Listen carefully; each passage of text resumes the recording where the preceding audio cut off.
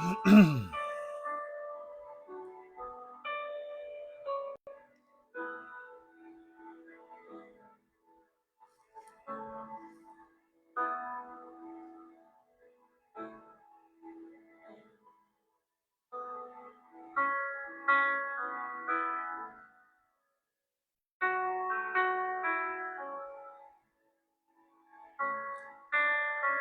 Dios le bendiga, hermano. Gracias a todos los que se van conectando a esta hora.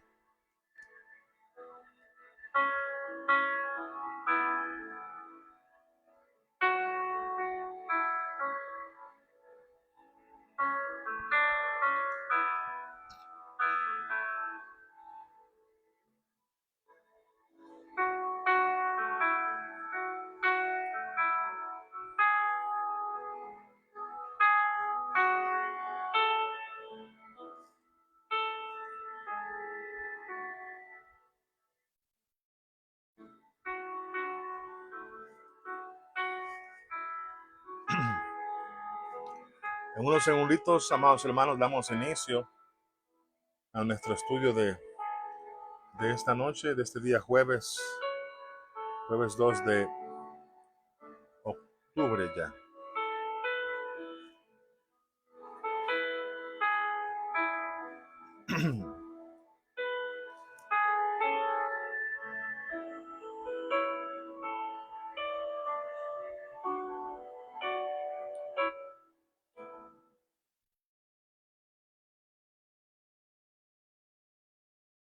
Amén.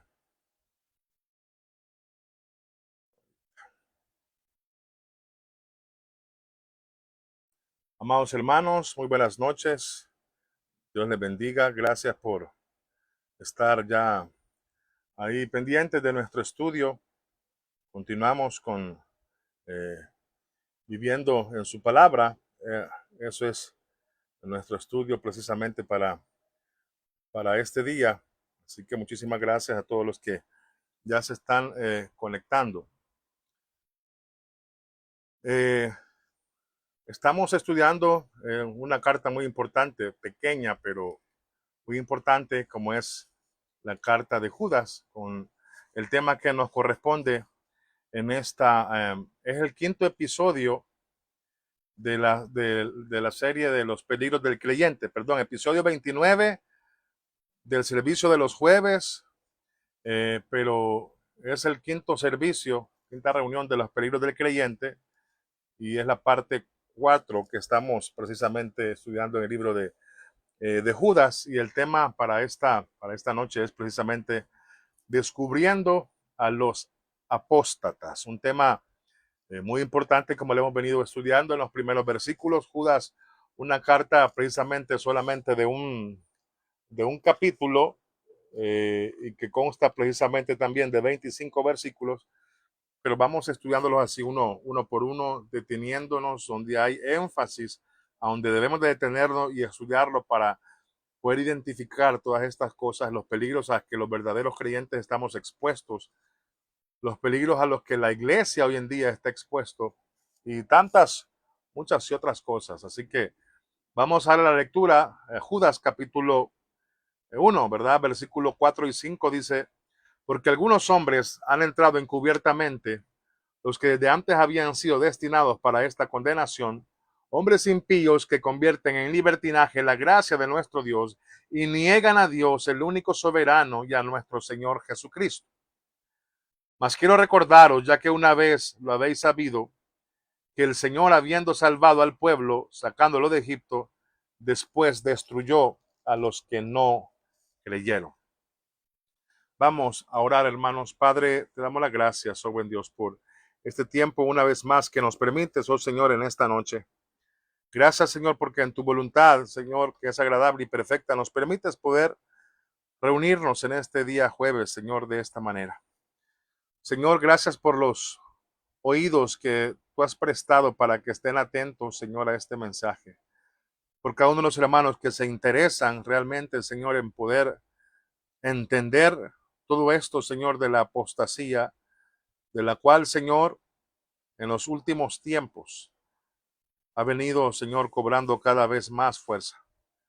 Padre, Tu palabra nos da unas muestras, nos describe este tipo de personas que están infiltrados en las iglesias, y oro, Señor, para que aquellos que tenemos el entendimiento y que aquellos que no, Señor, que en tu gran amor y misericordia puedas abrir ese entendimiento, traer iluminación para poder ser buenos defensores de la fe en estos tiempos, Señor, que donde la maldad ha venido arreciando, y sobre todo, Señor, dentro de las iglesias. Todo esto te lo pedimos en el nombre de Jesús. Amén y amén. Amados hermanos, regresamos en esta noche y con mucha alegría, en el sentido de que necesitamos profundizar mucho en este libro, y la semana pasada hicimos una pausa porque en nuestra iglesia el último jueves de cada mes tenemos reunión de hombres y de mujeres, y nos reunimos por separado, entonces no hay servicio online el último jueves de cada mes. Entonces, durante las últimas semanas hemos venido estudiando Judas, en la epístola, carta que estamos estudiando actualmente. Como le decía, solamente 25 versículos, pero está muy llena de verdad. Y como le decíamos al principio, Judas se esconde bajo la sombra de Apocalipsis y a menudo como que se pasa por alto. Quizás es de los libros que muchos de nosotros menos hemos leído, y no debería de ser así, porque es un libro importantísimo como todos, que nos advierte a todo el creyente que debemos luchar por la verdad en un mundo de apostasía y de deserción espiritual. Muchos están abandonando la fe. No estoy diciendo la iglesia. Están alejándose del Señor. No estoy diciendo de la iglesia. Y la clave de esta epístola, para poder entenderla, es el versículo 3, donde viene Judas y le dice a los hermanos: amados, por la gran solicitud que tenía de escribirlos acerca de nuestra salvación que tenemos en común, pero me es necesario escribirles exhortándolos para que contendáis ardientemente por la fe que ha sido una vez dada a los santos. Esto lo estudiamos en las últimas semanas, pero a manera de contexto, viene Judas, medio hermano del Señor y hermano de Santiago, otro medio hermano del Señor también, escribe esta carta diciendo que cambió, algo hizo que cambiara su intención original. Iba a escribir sobre la salvación que tenían en común, pero ahora hace una exhortación para que contengan, para que luchen ardientemente por la fe, por la verdad cristiana. Esa fe que una vez fue entregada para siempre, como lo estudiamos hace 2 semanas, a los santos, entregada en las Escrituras. Y esto nos llama, amados hermanos, a la batalla, a la guerra de verdad. Y donde quiera que usted comienza a ver cosas que pasan en el mundo, la verdad es atacada por quienes la odian. Y quienes odian la verdad desean socavarla o atacarla. Sin embargo, los ataques más devastadores contra la fe cristiana y contra la verdad proviene, oiga bien, por quienes dicen amarla y creer en ella. Los ataques más grandes y devastadores provienen por aquellos quienes dicen creer la verdad, quienes dicen que están apegados a ello, pero de hecho la atacan. Y como le decía también, esto ha incrementado desmedidamente en los últimos tiempos. Por lo tanto, defender la verdad contra quienes la atacan, pero desde adentro, es algo muy difícil. Es rescatar el evangelio de los evangélicos hoy en día. Entonces, defender la verdad contra quienes afirman ser verdaderos maestros de la verdad, hermano, esto requiere discernimiento, requiere fortaleza, requiere determinación y requiere perseverancia. O sea, requiere no rendirnos. Oiga bien, en poder defender la verdad de quienes afirman ser los verdaderos maestros de la verdad, requiere todo esto. Y estas son algunas de las cualidades que el cristianismo contemporáneo parece no tener en abundancia. Esto es lamentablemente la mediocridad en la que el cristianismo hoy en día ha caído. No hay discernimiento, no hay fortaleza, no hay determinación y no hay perseverancia. Lo que hay son, en la mayoría, cristianos mediocres que no se congregan, que no leen la palabra, que no oran, que no escudriñan. Por lo tanto, se conforman con cualquier cosa. Entonces, como le decía, no abunda esto en las iglesias. No abundan personas que quieren capacitarse, no abundan personas que quieren adquirir conocimiento, no abundan personas que quieran realmente estudiar la palabra, no abundan de este tipo de personas. Hoy en día no somos tan buenos para defender la verdad. Para vergüenza nuestra es de reconocerlo. No somos tan buenos. Y al final de la primera carta de Timoteo viene Pablo y le recuerda a Timoteo en el capítulo 6, versículo 20, Timoteo, guarda lo que se te ha confiado. Tienes que guardarlo, Timoteo. Y en 2 de Timoteo, capítulo 1, versículo 14, le dice, guarda mediante el Espíritu Santo que mora en nosotros el tesoro que se te ha confiado. El tesoro, por supuesto, es la verdad, las escrituras. Y si vamos al capítulo 2, versículo 2 de Timoteo, dice, lo que has oído de mí ante muchos testigos, esto encarga a hombres fieles que sean idóneos para enseñar también a otros. Timoteo ha recibido un encargo de verdad. Hay muchos hombres que no entienden esto. Hemos recibido un encargo de verdad y tenemos que ser fieles e idóneos en enseñar también a otros. Y tenemos una responsabilidad muy grande, hermano, de proteger esta verdad y de transmitir esta verdad a la siguiente generación. Tenemos que esforzarnos realmente y ayudarnos a construir una cerca alrededor para proteger la iglesia y para proteger la verdad, para proteger la fe. Todos estos años damos gracias al Señor porque Él, en su gracia y misericordia, nos ha permitido un poco, en nuestra iglesia también, nos ayuda a esforzarnos por ayudar a proteger la iglesia de esta manera en lo que se predica, en lo que se canta y en todo. Por tratar de guardar la verdad, por tratar de construir cerca alrededor de la iglesia, una cerca, un vallado. Y créame que no ha sido fácil. Y en 1 Timoteo 3:15 dice, porque la iglesia debe ser columna y baluarte de la verdad. No debe ser un club, no debe ser un circo, no, es su columna y baluarte de la verdad. Entonces, cuando vamos por las calles, usted que sale pues, de vez en cuando, usted comienza a ver monumentos por todos lados y generalmente en todos los países a estos monumentos tratan de ponerles nombres que impresionan, ¿verdad? Así como el monumento a la libertad, el monumento a la verdad. Y lo que la palabra nos dice que lo único que es un verdadero monumento a la verdad tiene, o es, mejor dicho, la iglesia. Por lo tanto, si la iglesia es un monumento, es columna y baluarte de la verdad, créame, hermano, que es importante protegernos, proteger la verdad, preservar la verdad para que la iglesia sea fiel en el cumplimiento de la responsabilidad que tenemos ante el mundo. Es por eso que tenemos que ser muy cuidadosos de lo que se nos predica, de lo que se hace, de lo que se canta, de lo que se enseña, de absolutamente todo. Porque la guerra, amados hermanos, es larga, muy larga. Esta guerra contra la verdad, incluso hasta el día de ahora, continúa y como le hemos venido estudiando, está siendo atacada de la manera más formidable, sutil y peligrosa, como desde adentro. Pablo lo reconoció en el capítulo 20 de los Hechos que decía, de entre vosotros se levantarán hombres perversos que los van a extraviar. Es larga, hermano, la guerra contra la verdad.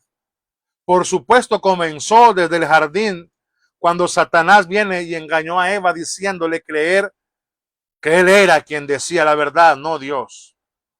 Diciéndole, él no está diciendo la verdad, créeme lo que te digo. Y desde entonces, hermano, esa guerra ha estado sin tregua.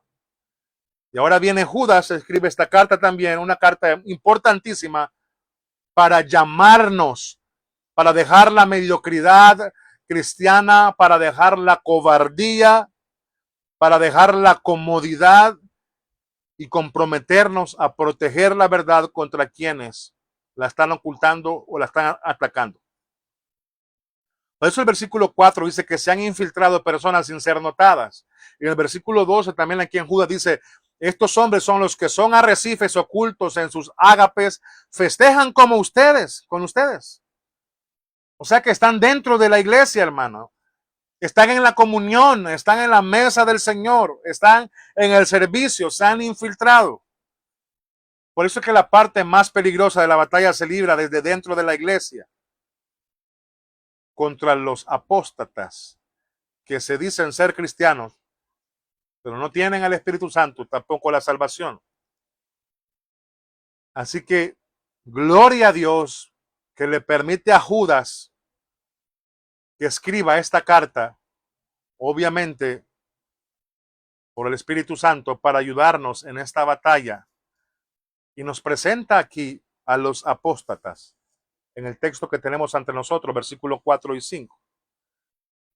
Amados hermanos, y nos vamos a extender un poco en estos versículos, pero retomando el punto de partida de hace algunas semanas también, en el versículo 4 aquí se nos presenta a los apóstatas desde algunas perspectivas. Su presencia, su predicción, su descripción, varias cosas. Primero se nos dice que son infiltrados, después se nos dice de los apóstatas que tienen apariencia de piedad, de ahí se nos dice que la manera de vivir de ellos es de manera inmoral, y hay muchas características también que niegan precisamente la soberanía de Jesucristo. Y esta descripción que nos da Judas no solamente es algo que Judas lo ataca, no solamente es algo histórico, no solamente corresponde a esa época, hermano. Créame que esta descripción es muy útil ahora. Nos va a resultar parecido. Créame que usted va a identificar personas dentro de las iglesias. Usted va a lograr identificar a iglesias, a ministerios con personas de este tipo. Entonces, comencemos con la presencia de los apóstatas. Esa primera línea del versículo 4 dice, porque algunos se han infiltrado sin ser detectados. La palabra griega que se usa aquí solamente tiene uso en el Nuevo Testamento. Y es una de esas palabras que no aparece en ningún otro lugar. Y tiene la idea de infiltrarse, pero para que lo podamos entender, se usa también en algunos términos seculares en el griego para describir una persona muy astuta, llena de astucia. Así como aquel abogado que al momento de estar en una audiencia viene y usa palabras así para meterse precisamente a la mente del jurado, para tratar de convencer al juez, pero de su mentira para corromper toda esa claridad mental. Imagínense que todo eso da a entender cuando dice se han infiltrado. También tiene un uso muy curioso que es para referirse a un criminal exiliado que tras un tiempo se disfraza y regresa de nuevo a escondidas al país del que se había ido. Un criminal que se fue huyendo y después se disfraza y logra entrar de nuevo al país del cual se fue huyendo. Entonces, para que podamos entender la palabra, el significado que nos da en ese contexto es colocarse en secreto, escondido, pero con malas intenciones. Hermano, ya ve que la lucha es muy difícil porque tenemos dentro de las iglesias personas así. Muchas veces están liderando ministerios. Y esto es lo que tenemos que afrontar. Segunda de Pedro, capítulo 2, dice, también surgieron falsos profetas entre el pueblo y también habrá falsos maestros entre ustedes. Escuche esto, que introducirán encubiertamente herejías destructoras, incluso negando al Señor que los rescató, atrayendo sobre sí mismos una destrucción repentina, y muchos seguirán su sensualidad. Por causa de ellos el camino de la verdad será difamado. Ahí está de nuevo esa misma palabra, se introducirán encubiertamente. El mismo uso que tiene Judas también, la misma palabra. Amados hermanos, hay muchos falsos maestros fuera de la iglesia. Mire, la iglesia también tiene enemigos declarados, personas ateas que están en contra de las iglesias, y usted lo ve en las redes sociales, que atacan a los cristianos, atacan la verdad, que eso es mentira, que la palabra es escrita por hombres, y que Dios no existe, y que Jesucristo no es Dios, en fin. No ocultan su odio al cristianismo. Hay muchos falsos maestros allá afuera que enseñan mentiras, enseñan engaños, son fácilmente reconocibles porque no afirman pertenecer a la iglesia, no quieren nada con la iglesia. Pero de lo que Judas habla son de los más peligrosos, son los falsificadores. Se infiltran sin ser detectados, se cuelan por las puertas en las iglesias. Entonces, esto nos da a entender que también significa que hay personas que, si usted analizamos el texto de Judas, que se infiltran y llegan a penetrar hasta el punto en la iglesia que están junto a ella. O sea, se meten en la estructura de la iglesia. No solamente van y se sientan. Se meten en los libros, están escribiendo tantos libros, hermano, esos que aparecen las portadas, ¿verdad? Y comienzan a decir, bueno, 5 pasos de hacerte rico, 5 maneras de ser maravillosamente espiritual. Y mire, evite esas portadas o esos libros donde aparece el rostro así brillante de todas estas personas.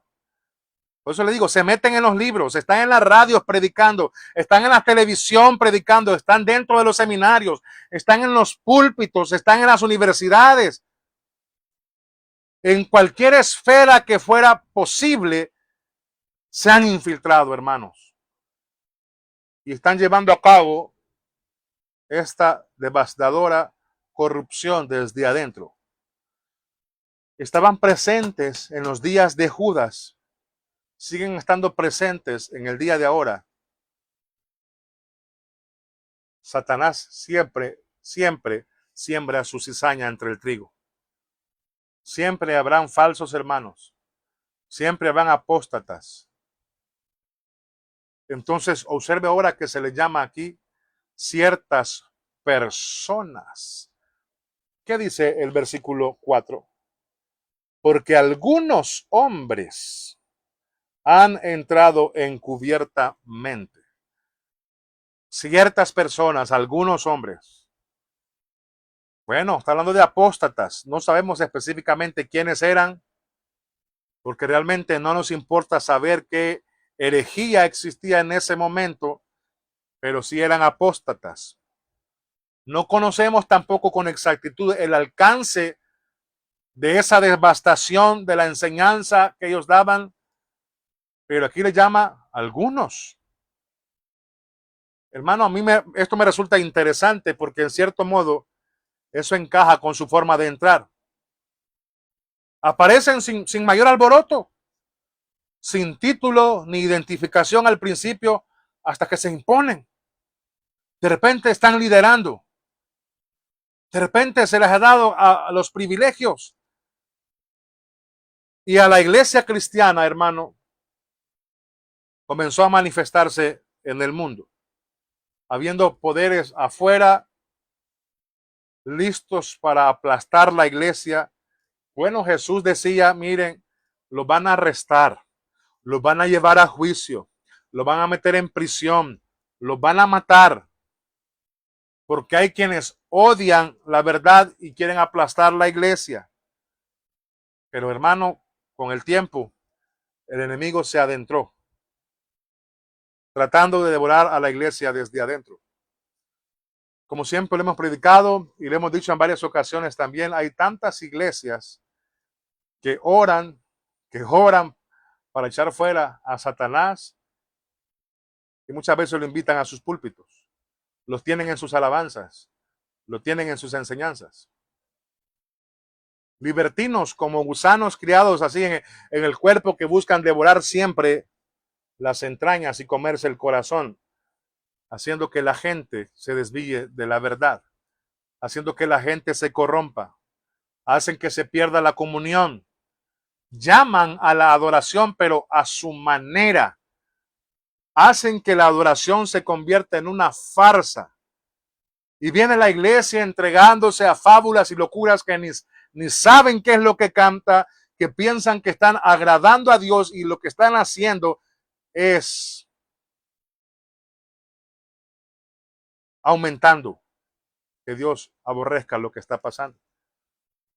Tipo, si se recuerda, Nadab y Abiú. En eso nos muestra que estaban haciendo algo para Dios, pero que Él no les había mandado a hacer. Y a eso le llaman adoración. El Señor Jesús profetizó sobre esto, sobre lobos que entrarían en el rebaño. En Mateo capítulo 7 dice que ellos iban a llegar y iban a devastar todo, devorando a las ovejas, trayendo mentiras, engaños y atacando como un lobo ataca a un rebaño de ovejas. Pero dijo que estarían vestidos con piel de oveja. Eso significaría que iban a estar con la vestimenta de un profeta, de apóstol. Los profetas vestían ropas de lana y tradicionalmente se les consideraba así. Entonces Jesús había dicho que iba a haber apostasía en la iglesia. Pablo advirtió al respecto, como le dije en Hechos capítulo 20, que la iglesia de Corinto estaba infestada de apóstatas. Los gálatas estaban infestados de apóstatas. Los colosenses estaban infestados de apóstatas. Las cartas antes de Judas, primera, segunda y tercera de Juan, indican que quienes recibieron estas cartas también estaban infestados de apóstatas. Sin duda alguna, aquellos a quienes Judas les escribe también están experimentando lo mismo, están llenos de apóstatas. Pedro lo advirtió que esto iba a suceder en gran escala en su capítulo 2, en su segunda carta. Y como lo dijimos hace unos estudios atrás, segunda de Pedro fue escrito antes de Judas, y Judas hace referencia a segunda de Pedro, como lo vamos a ver más adelante.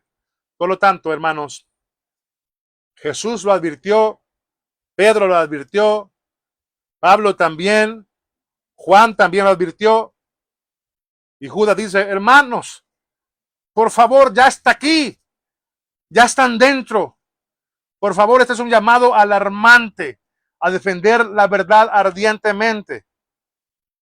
Y aquí no profundiza en las matices de creencias que en qué creían, porque no es importante desarrollar todo ese sistema completo. Podría ver algunos comentaristas y teólogos eruditos dicen que alguna forma de enseñanza que después se convertiría en gnosticismo, o alguna forma que más tarde se le llamaba también nicolaitismo, o así en el libro de Apocalipsis se le dice, o una forma para llamarlo hoy en día, una forma, muchos le llaman modernismo, para que lo podamos entender, otros le llaman sectarismo, o también el antinomianismo que están viviendo sin ley.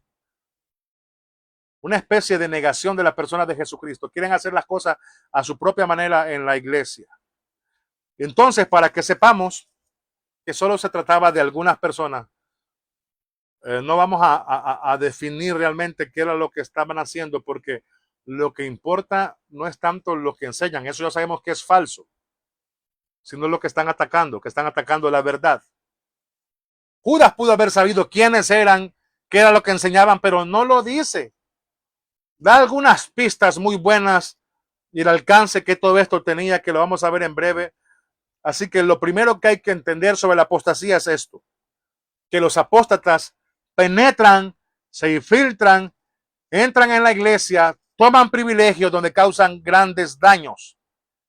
las iglesias siempre lo van a tener dentro, hermano, en su seno. Nunca habrá un campo sembrado por el Señor que no esté tratando el diablo de sembrar lo suyo también.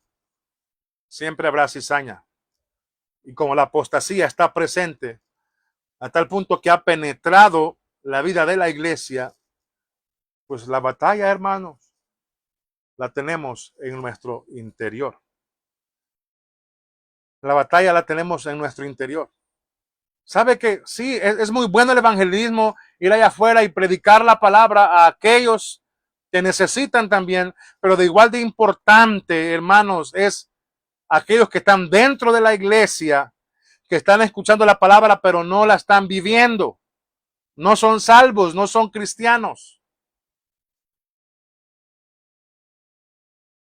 No podemos relajarnos ante esta situación. Si usted y yo creemos en el mismo Jesús, no podemos darnos la tarea de bajar la guardia. Tenemos que luchar por la verdadera fe que fue dada a los santos y que ha venido a nosotros también. Así que la presencia de los apóstatas aquí está indicada en el versículo 4. Después se nos dice acá, primero la presencia, el tema de hoy es descubriendo a los apóstatas. La presencia dice cómo y aquí nos lo indica. Ahora sobre la predicción sobre estos apóstatas. Para que lo veamos desde la perspectiva correcta, estas personas se han infiltrado sin ser notadas. Y luego se dice de ellos más adelante en Judas, aquellos que desde mucho antes fueron señalados para esta condenación. Aquí dice en el versículo 4. Esta declaración, hermanos, es muy interesante, porque inmediatamente después de identificar a los apóstatas, Judas dice, pero ya se había predicho sobre ellos. Fueron señalados mucho antes. Es decir, su juicio ya estaba preprogramado. Fue escrito de antemano, ya estaba marcado. Es decir, ya estaba dicho que iban a tener juicio de condenación. O sea, no podemos intentar salvarlos, no podemos intentar ni rescatarlos porque son totalmente peligrosos. Son hijos de la destrucción, hijos de la ira, destinados al juicio. Su fin ya está determinado. Dice ahí, hace mucho tiempo, desde mucho antes, los apóstatas fueron advertidos de su fin, que iban a ser condenados. Versículo, mire, por un momento, leamos el versículo 14, lo que nos dice. De estos también profetizó Enoc, séptimo desde Adán, diciendo, he aquí, vino el Señor con sus santas decenas de millares. Vaya. Aquí está. Con sus santos, millares de sus santos para ejecutar juicios sobre todos. Amados hermanos, esto es lo que ellos son. Aquí lo dice el versículo 14 y 15. Son impíos. Ya están destinados a la condenación. Y desde hace mucho tiempo. Incluso 7 generaciones desde Adán, Enoc dio esta profecía. Y vamos a profundizar en esta profecía cuando lleguemos al capítulo 14. Porque no es nada nuevo. Imagínense que esto se remonta incluso hasta la época patriarcal, cuando se estableció cuál sería el fin de estas personas. Desde entonces. Así que oponernos, o mejor dicho, tratar de salvarlos a ellos, pues no se puede hacer nada porque ya están condenados de antemano. Lo que tenemos que hacer es defender la verdad contra la que ellos enseñan. Entonces, como Judas dice que su palabra, dice que la palabra a través de Judas, su destino, el de ellos, se dio desde hace mucho tiempo y hasta el día de ahora ellos siguen haciendo lo mismo. Su condenación ha sido predicha desde tiempos antiguos, desde la época de Enoc hasta la de Pedro, quien escribió sobre ella también. Y Jesús habló de ella y ahora el propio Judas. Hermano, la apostasía siempre ha sido condenada. Siempre ha sido condenada. De hecho, una buena manera de traducir todo esto sería aquellos que ya estaban marcados para esta condenación. Mira lo que dice ahora, segunda de Pedro, capítulo 2, versículo 3, hablando en el mismo pasaje que leímos hace un momento. Dice, en su avaricia os explotarán con palabras falsas, o sea, mentira. El juicio de antaño de ellos, hermano, y su destrucción, no crea que eso es algo que esté dormido. No, no, no, para nada.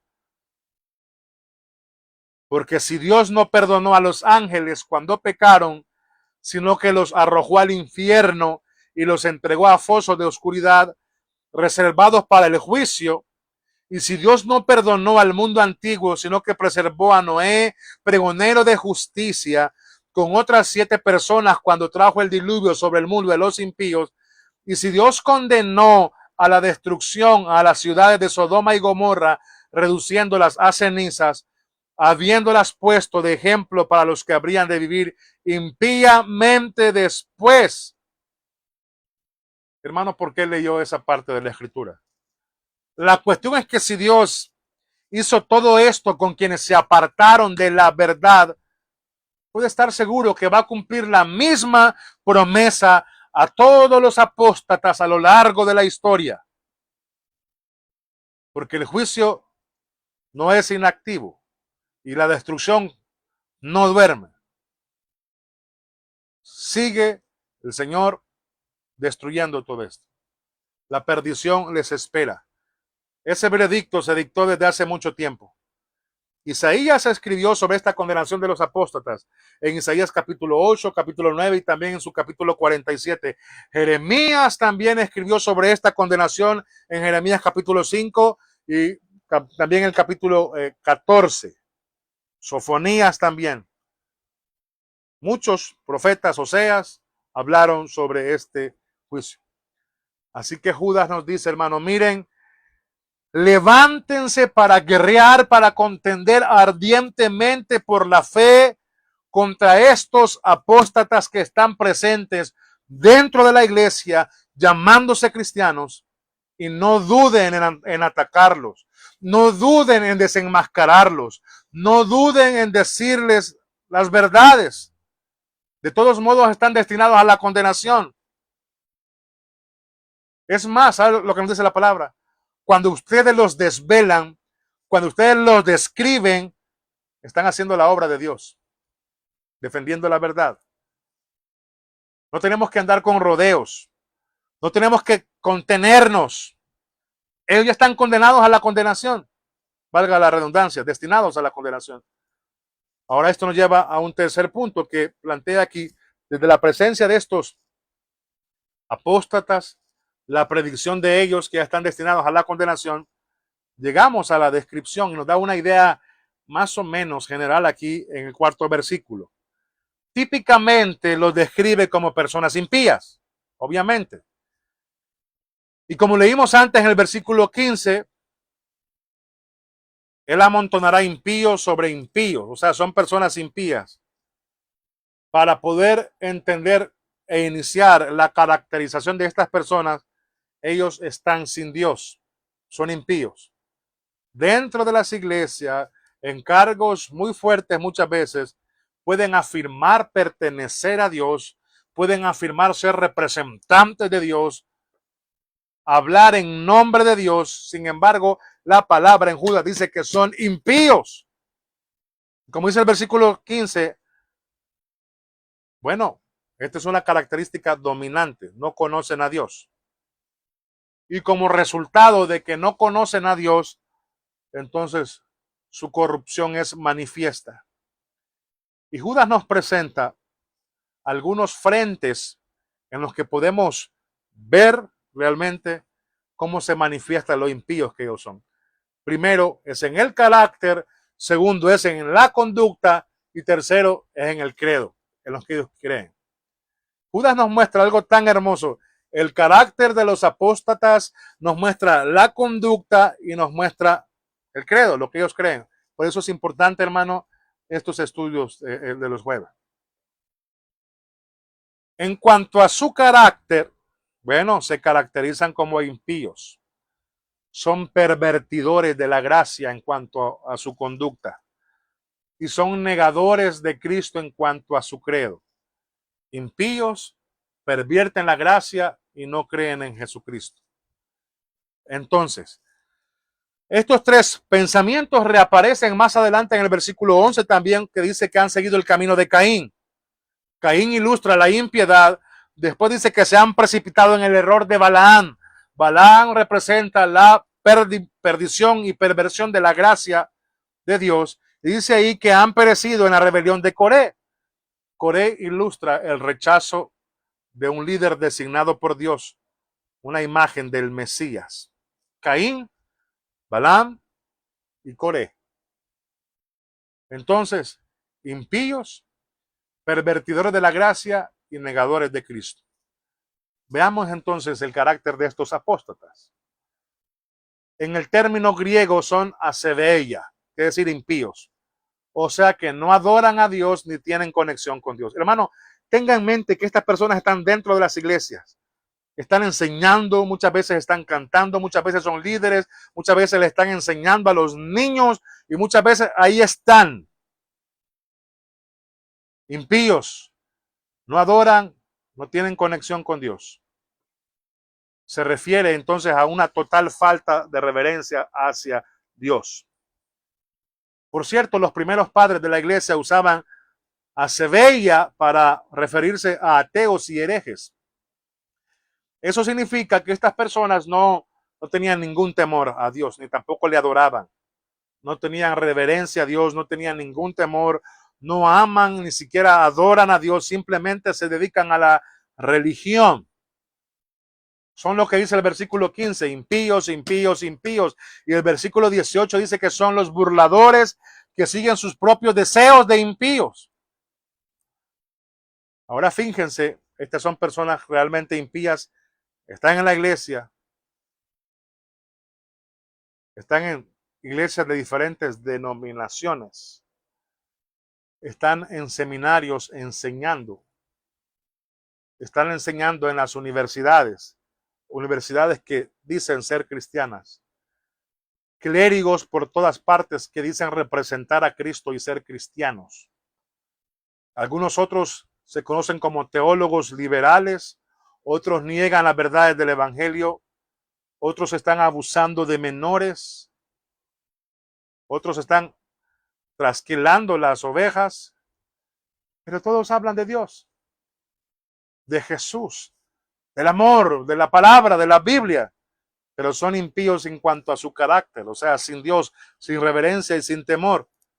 Y en cuanto a su conducta, volviendo al versículo 4, dice que son personas que convierten la gracia de Dios en libertinaje. Hermano, ¿ya se dio cuenta que esto es una especie de una afirmación ambigua de la gracia? ¿Ya se dio cuenta entonces que la gracia no es hacer lo que yo quiera? La gracia no es el deseo desmedido de hacer lo que yo quiero. En una definición para que podamos entender la gracia, entonces ellos vienen, toman la gracia y ellos la convierten en una excusa para el libertinaje. De todos modos ya sos salvo. Piensan que por estar dentro de una iglesia pueden llevar una vida en libertinaje. Entonces están convirtiendo la gracia de nuestro Dios, aquí en el original dice en aselgeia, una palabra que significa como un vicio desmedido, un vicio desenfrenado. Amados hermanos, una falsa espiritualidad no puede refrenar la carne. Un cristiano falso no puede detener la carne, es mentira. No. Es ahí donde entonces nos venimos a dar cuenta de cómo ellos comienzan a manipular la gracia, a brindar un mal concepto de la gracia, porque un falso cristiano no puede retener la carne, no tiene un dominio propio, que es un falso cristiano. Entonces ellos afirman ser representantes de Cristo y en realidad son impíos. Lo manifiestan en sus vidas corruptas.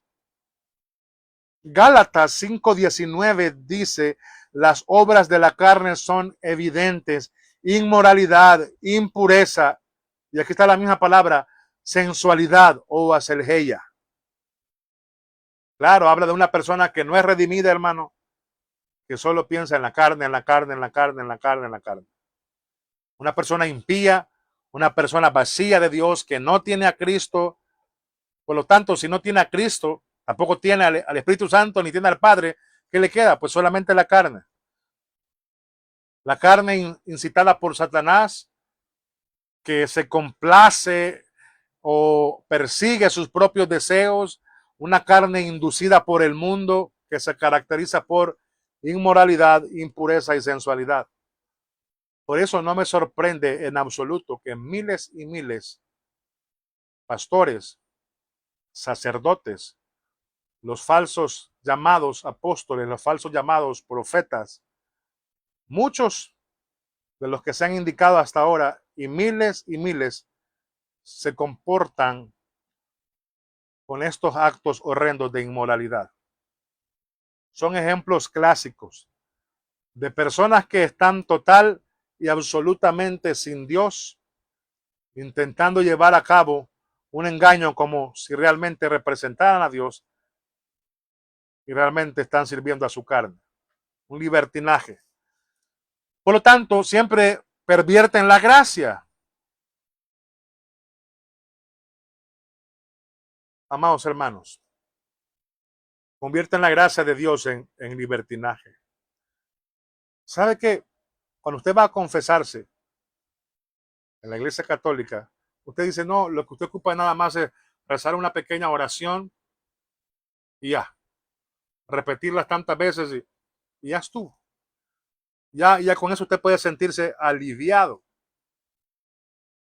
O sea, imagínese hasta el extremo que se puede llegar, convirtiendo la gracia de Dios en libertinaje. Eso es pervertir. Quieren vivir en la gracia y el perdón de Dios, pero la gracia la usan como licencia para pecar, porque nunca han aceptado la salvación en Jesucristo.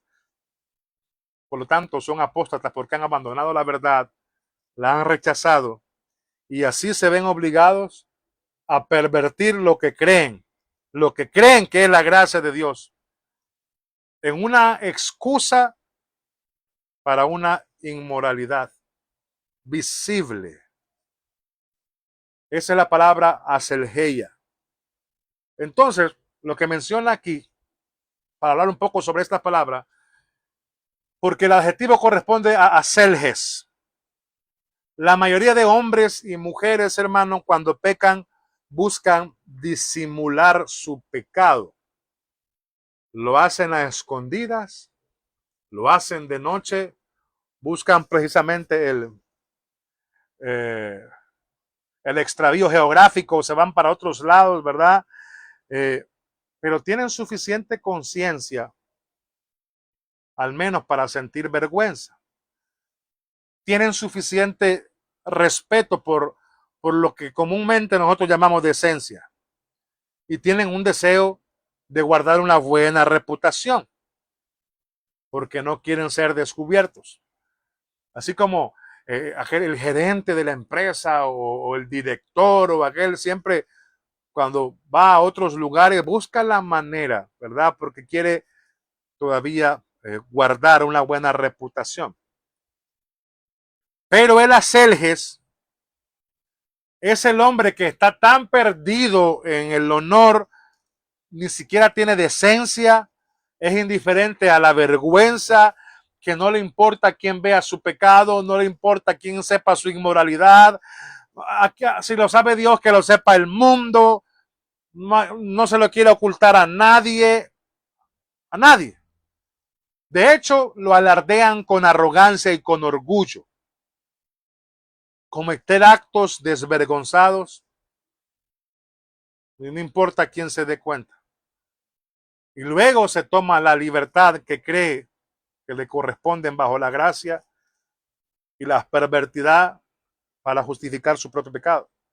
Hace muchos años me di cuenta de aquí en El Salvador, un pastor que fue infiel y lo encontraron infragante Y él a eso le llamó una infidelidad responsable, porque supuestamente la esposa sabía que tenía a alguien más. Y entonces, imagínense, justificar su propio pecado, una infidelidad, pero responsable. No sé. Bueno, esa es su conducta. Por eso dijimos que cuando nosotros logramos ver detrás de un falso maestro, vamos a encontrar corrupción. El amor al dinero, la incapacidad de controlar la carne. No solamente eso, hay muchas cosas, pero hay un amor desmedido por el dinero en tantos falsos maestros hoy en día. Pero es inevitable, hermano, porque lo único que restringe la carne es la piedad. Lo único que restringe la carne es el Espíritu Santo. Entonces, aquellos que son incapaces de controlar la carne, su amor desmedido por todas estas cosas, pues obviamente son personas impías. Y luego aquí menciona en lo que ellos creen, su carácter es impío, su conducta es licenciosa, no les importa, y en su creencia es que niegan al único Salvador, Maestro y Señor Jesucristo. ¿Cómo dirá usted? Bueno, de alguna manera lo niegan. Y las palabras clave que dice ahí, Maestro y Señor, niegan a Jesús como Maestro y niegan a Jesús como Señor. ¿Sabe qué quiere decir esto? Bueno, no viven bajo el señorío y bajo el sometimiento de Cristo. ¿Por qué me llamáis Señor, Señor y no hacéis lo que yo os digo? No viven bajo el señorío soberano de Cristo. Quieren llevar su vida, sus ministerios, su iglesia como ellos quieren y no como Dios lo ha dejado estipulado en su palabra. Estos son los falsos maestros. En su vida oculta y secreta ellos son reyes. No se van a someter al Señor para nada en ningún momento. Al gobierno soberano que tenemos siempre por encima de todos nosotros. No se van a someter al Señor para nada en ningún momento. No van a mostrar un respeto a Jesús, a su Salvador. No lo van a mostrar. No se van a someter a Él como Cristo, ni como Rey, ni tampoco como Mesías. Esto es típico de ellos.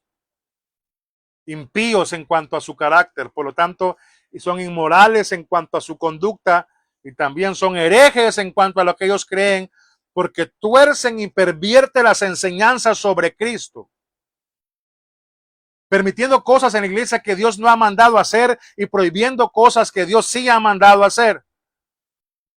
En esencia son reyes, pero de su propio dominio, gobernando en su mundo. No hay humildad, son arrogantes, orgullosos, no están quebrantados, no son sumisos, no son mansos, no hay mansedumbre, no hay humildad. Son soberanos, descarados, orgullosos y egoístas de su propio dominio. Y así es como nosotros nos encontramos con los apóstatas. Y no están fuera, están dentro, hermano. Entonces tenemos que ser muy sabios en esto, tener mucho discernimiento. Hermano, tenemos que tener una comprensión pura de quién es Jesucristo.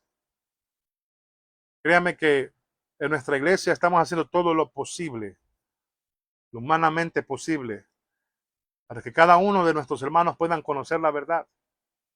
Lastimosamente, quizás no todos tienen el mismo interés de tener una comprensión pura, una comprensión bíblica del Evangelio.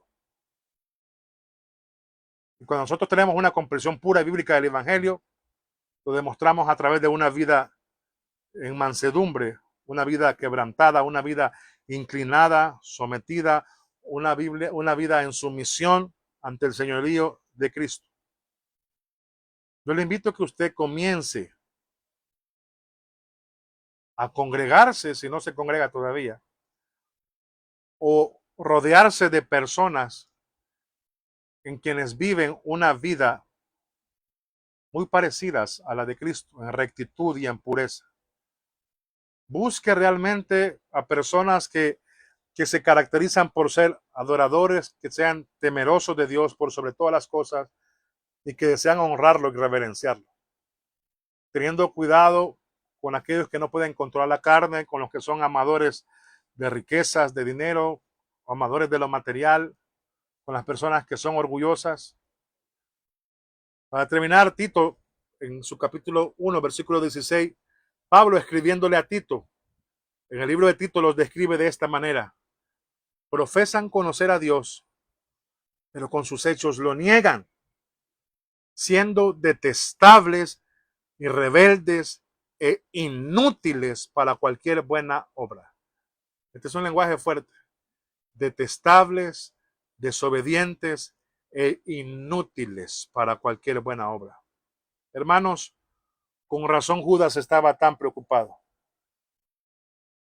Y nosotros también debemos de estarlo, porque tenemos una responsabilidad muy grande por la iglesia, por el ministerio, por la familia y sobre todo la responsabilidad de la fe que el Señor nos ha encomendado.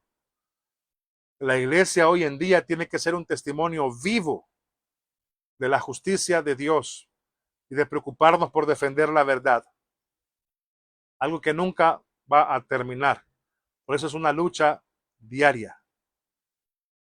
Usted elimina una herejía o en la iglesia viene y trata de defender la fe y destruye una herejía y de repente, ¡pum!, vienen hermanos y ya se dio cuenta lo que apareció en las redes y aparece otra. Viene usted y bíblicamente trata la manera de destruir esa y al siguiente mes viene otro hermano. Mire, yo vi esto a través de TikTok o de cualquier cosa que le creen ahora y en fin. A veces hasta cuesta seguirles el ritmo. Siempre estamos en batalla, hermanos, porque Satanás siempre está distorsionando, pervirtiendo, alterando y trayendo un nuevo engaño. Tenemos que aprender a discernir, a ver el carácter de estas personas, a ver sus conductas y lo que ellos creen, y a luchar por la verdad de eso. Observe, examine todas las iglesias, a donde se congrega usted, a donde se congrega su familia, a donde van sus hijos, y mire esos servicios, si realmente eso es lo que Dios ha mandado hacer, qué es lo que dice la Biblia. Porque ahora hay tantas cosas disfrazadas de predicación, hay tantas cosas disfrazadas de alabanza, hay tantas cosas disfrazadas de un culto, y es completamente detestable ante los ojos de Dios. Hermano, para terminar, y perdónenme si alargo un poco, hay una perdición de los apóstatas, que es el último punto acá. Bueno, ya lo leímos que están destinados a la condenación, pero aquí hay ejemplos de juicio de Dios sobre esta apostasía. Entonces, los lectores de Judas lo conocían muy bien porque conocían el Antiguo Testamento y estaban familiarizados con eso. En el versículo 5 dice: quiero recordarles que aunque ya saben todas las cosas de una vez por todas, que el Señor, después de rescatar a un pueblo de la tierra de Egipto, posteriormente destruyó a los que no creyeron. Y luego en el versículo 6 dice: y a los ángeles que no guardaron su propio dominio, sino que abandonaron su propia morada, los ha guardado en prisiones eternas bajo oscuridad para el juicio del gran día. Y luego dice: así como a Sodoma y Gomorra y las ciudades vecinas, ya que de la misma manera que éstas se entregaron a la inmoralidad grave y se entregaron a la carne extraña, son exhibidas como ejemplo al sufrir el castigo del fuego eterno. 3 ilustraciones que nos muestra acá sobre el castigo que ellos van a tener. Y se lo dejo nada más a manera de introducción para el próximo jueves por cuestión de tiempo. Amados hermanos, este es un tema muy serio y muy importante. Muy importante. Así que yo le pido de todo corazón que comencemos precisamente a defender la verdad. Esto es lo que la Biblia nos manda hacer. A contender ardientemente en nuestras iglesias, en las escuelas dominicales, en los ministerios de alabanzas, en los seminarios bíblicos, en los centros de estudio cristianos, que podamos identificar todo esto. Así que vamos a orar. Y usted se preguntará: hermano, ¿cómo se lucha por la verdad? Primero, hermano, tenemos que ser fieles a las escrituras.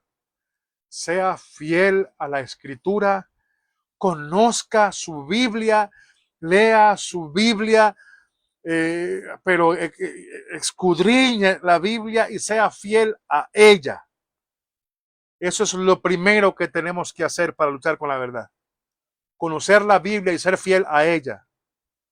En segundo lugar, apoye a su pastor o a la iglesia o a algún líder que usted piense que están honrando la verdad, que son fieles a la palabra. Y en tercer lugar, dé un testimonio firme de la verdad de la palabra. Vívala, proclámela, dígasela a sus hijos por todo lo nuevo que está saliendo allá afuera y haga todo lo posible de capacitar a más guerreros fieles. Así es como luchamos, hermanos. A Dios sea la gloria y la honra. Vamos a orar. Padre, te damos gracias por los privilegios que has puesto para nosotros hoy en día. El privilegio de la adoración, el privilegio de la comunión, el privilegio de venir ante ti con alabanza, el privilegio también de escuchar, proclamar tu verdad. Ese inmenso privilegio de ser parte, Señor, de una verdadera iglesia. Vestir el uniforme de un verdadero cristiano. Estar enlistado en el ejército, Señor, de Cristo, bajo un gran comandante, bajo tu señorío. Oro, Señor, para que podamos ser fieles soldados de la verdad. Oro, Señor, para que seas tú levantando hombres de valor en las iglesias, que puedan dejar la comodidad, que puedan dejar su cristianismo mediocre y que se pongan al frente en la línea de batalla, Señor. Que sean defensores y no desertores. Tú nos vas a dar discernimiento. Sabemos que tú vas a proteger tu iglesia y tu verdad. Por lo tanto, ayúdanos a ser esos guardianes. Ayúdanos a dedicar nuestras vidas hasta nuestro último suspiro, Señor, a la defensa de la verdad y a formar una generación en todo el mundo que también defienda tu verdad. Padre, que toda nuestra vida sea dedicada, Señor, a proclamar la verdad en la iglesia donde tú nos has puesto. Que el futuro, Señor, de la iglesia, por pura gracia y tu misericordia, Señor, sea mejor que el pasado y mejor que este presente que vivimos. Oro, Señor, para que haya un gran movimiento de tu verdad en Ciudad Obrera y en todo nuestro país y, por qué no, en todo el mundo, Señor. Que los apóstatas, oh bendito Dios, en todo el mundo sean expuestos por lo que son, ya estén en una iglesia, en un horario, en un seminario, en una radio, en la televisión, en los libros o en cualquier otro lugar, Señor. Por cualquier medio que utilicen, que quienes afirman ser de Cristo, pero en realidad trabajan para Satanás, Señor, sean expuestos como tales para la protección de tu iglesia. A eso tú nos has llamado, Señor, para proteger tu verdad, para la salvación de las almas y para la edificación de tu pueblo, Señor. Y todo esto te lo pedimos en el nombre y en los méritos de nuestro amado Señor y Salvador Jesucristo. Amén. Y amén. Amados hermanos, gracias por haberse conectado y unido a la reunión de este jueves 2 de octubre. De todo corazón, muchísimas gracias. Les animo a que sigan defendiendo la verdad, a que sigan fieles siempre a la palabra. Nos vemos el próximo sábado en nuestra iglesia, en el estudio, en Primera Carta de Pedro. Que Dios les bendiga a todos. Feliz noche, gracias y paz.